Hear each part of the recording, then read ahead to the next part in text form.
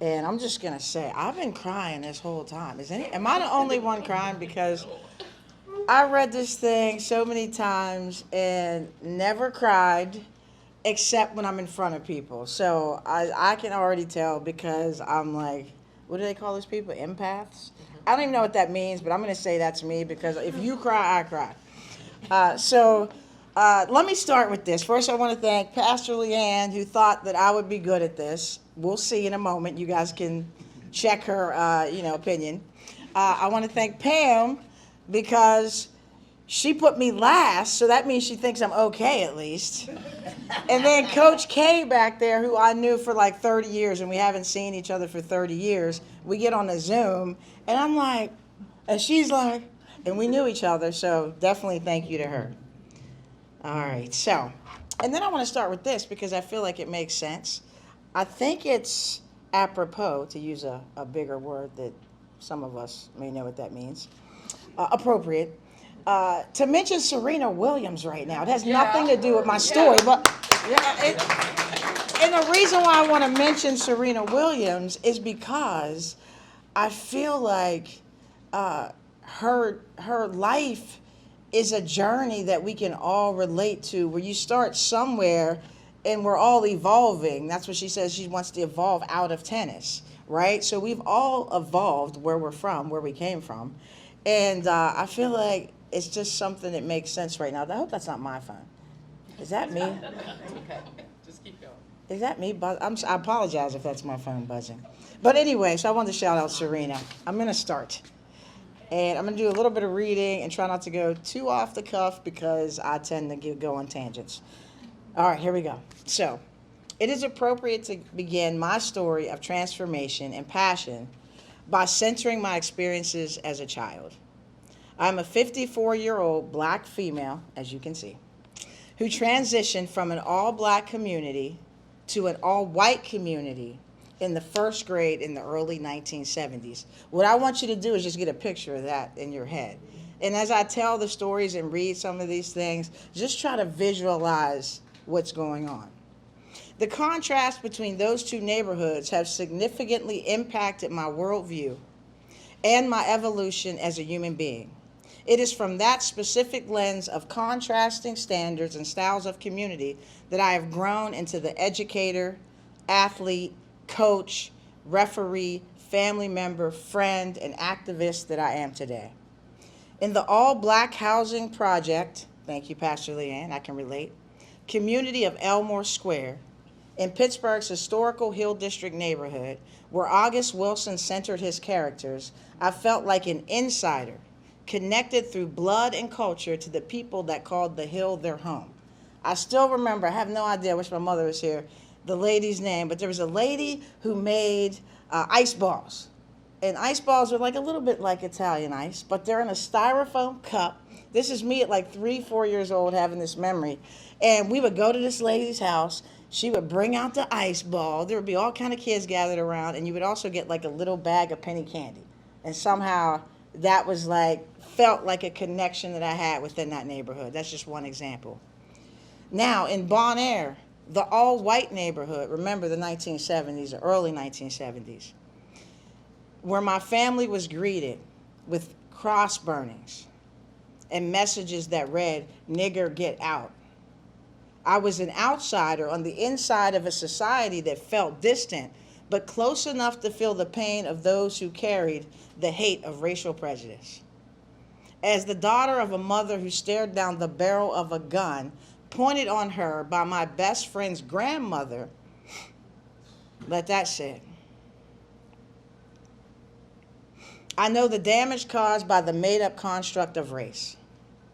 I have witnessed socio-economic blindness that allows middle-class and impoverished whites to embrace solidarity with their whiteness at the expense of their own economic stability. It is from that position that my interest and passion for social justice, equity, and inclusion is derived. As I walked with my grandmother and heard the tiny voices of white children yelling niggers from the school bus, I realized that prejudice was learned, and I believe that someday it could possibly be unlearned. As I peered through the window of my neighbor's porch, as the white children were welcomed inside, I realized that being outside also meant that I was outside of the cruelty that it took to tell a 6-year-old that they were not welcomed in your home because of their race. Much of my evolution as a human being is directly related to my experiences in the exclusive neighborhood of Bon Air on Arabella Street. We were one of only 2 black families in the neighborhood. I lived next door, and I smile every time I say their names. I wish I knew where they were. But I lived next door to Debbie, Missy, and Eddie. I never knew their last names, but I did know that my presence in their presence had conditions. And it wasn't by them, but it was by their parents and their grandparents. Debbie and I were the same age. Missy was younger and Eddie was older. Their grandparents were our next door neighbors on the other side. My family consisted of me, my mother, my grandmother, my Aunt Linda, and my cousin Larry, who eventually came around after we lived there for a couple years. Essentially, we were sandwiched between my friend's house and their grandparents' house, who believed that we didn't belong, not just in the neighborhood, but for me was what was important. They didn't believe that I belonged around my friends. Don't get me wrong, and this is the fun part, you guys. Don't get me wrong. There were great times as well. Debbie and Missy and Eddie had what we called back then a Tarzan swing. Anybody know what a Tarzan swing is? So let me describe it. Well, let me just say this first. So it wasn't unusual to see 15 to 20 kids in their backyard waiting for their turn to grab a hold of that rope and swing over the pole that was used for their clothesline. It also wasn't unusual to see me, the only black child, amongst a large group of white children waiting to show up, show off, and show out. Now, there's a tree. There's a hillside. You would start on the right side, you would swing out, and it'd end up on the other side, and there's like a big long line. Everybody's waiting for their turn. But if you were cool and you were athletic, you wouldn't just go 2 or 3 feet out. You would go out to where it was like a 10 or 12-foot distance where their clothesline pole was out, and you would kick your legs all the way over the pole and come back on the other side. So the cool people, the athletic people like myself, that's what we would do. And so, seriously, it was a blast. In fact, I think I was tolerated even amongst the boys back then because I was athletic and could compete with them no matter the game or activity. You want to shoot hoops, you want to build a bike ramp, you want to climb a tree, you want to run a race. I was the one. I was up for it. And I was going to win most of the times. And I'm still like that today. So sometimes the other kids called me names, but never Debbie, Missy, and Eddie. Never. So what I realized with that was that prejudice was a choice. Bullying is a choice. Ignorance is a choice. And this is a side, I didn't write this in the paper, but I feel like, and I say this all the time on my podcast, like if you haven't lived an experience, we got to stop having opinions about it, you guys. Like rely on people that have lived it to inform your opinion, rather than just say, oh, they're like this, or they did this. No, why did they do it? Why are we like what we are like?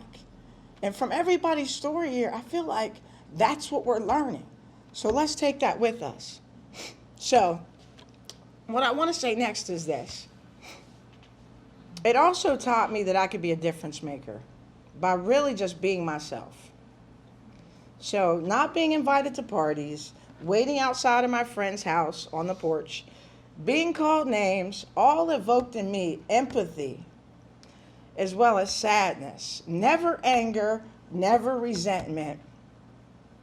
And I can still hear my grandmother. I knew I was going to cry.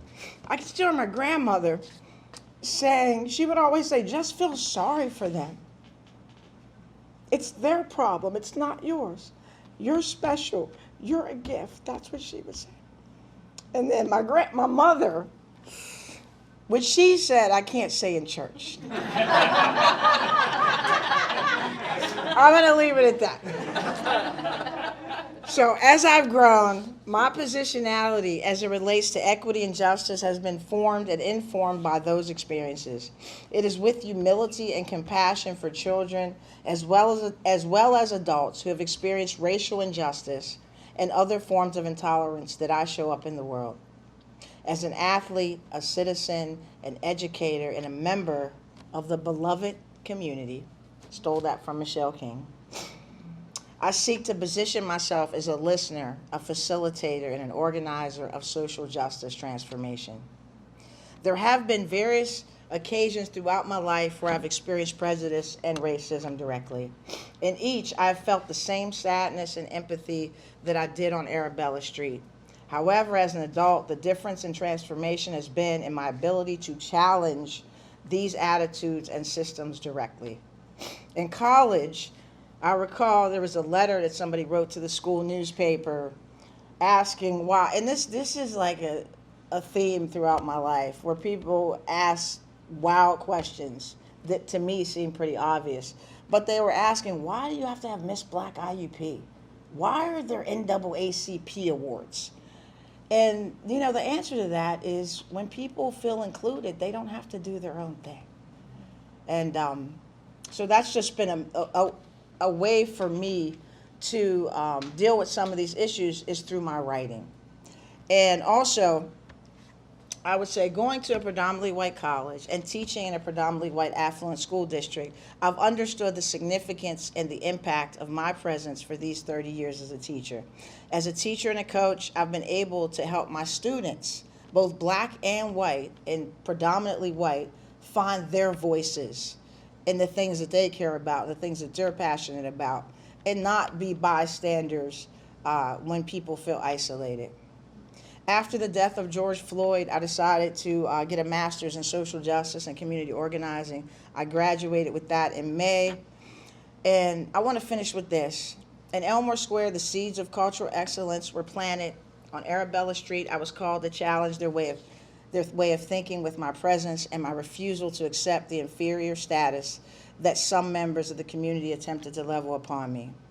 2174 Elmore Square on the Hill and 340 Arabella Street in Bon Air prepared me for a world where I could make a difference.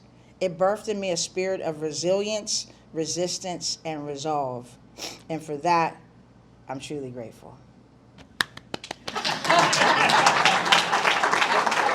I gotta get my claps out of the way because I'm not done. I got a couple more things. So this week, you guys, I don't know if you've heard these stories, but there was a story with Little League Baseball where the one African American kid had to go through some things. We had the story with the Brigham Young University volleyball crowd yelling racial slurs to the player from Duke University. And to me, it just brought back all the feelings, some of the feelings I had when I was on Arabella Street, where, like, where are the people to speak for other people, right? And so my call to action to you is, where can you speak up on behalf of others in your life? And also, who needs your voice? So I encourage you to look around your world and figure out who needs your voice. And I got one more thing, Pastor Leanne. It's just a poem that I wrote back in 2002, and I'm going to end with this, and I'll be done. It's called What If? What would America be without the struggle of black folk? How could we fight terrorism if we had never moved beyond slavery? What if the civil rights movement had stood still? What if there were no Martins, no Malcolms, or Medgars, or before them, no Bethunes, Tubmans, or Booker T's? What would America be? What if we didn't fight? What if we believed what we were told? What if we were still bought and sold? What would America be? Could we even tell right from wrong if blacks were still lynched and hosed and bombed? What if the mindset of 1962 still colored our thoughts in 2002? And I think we can say 2022.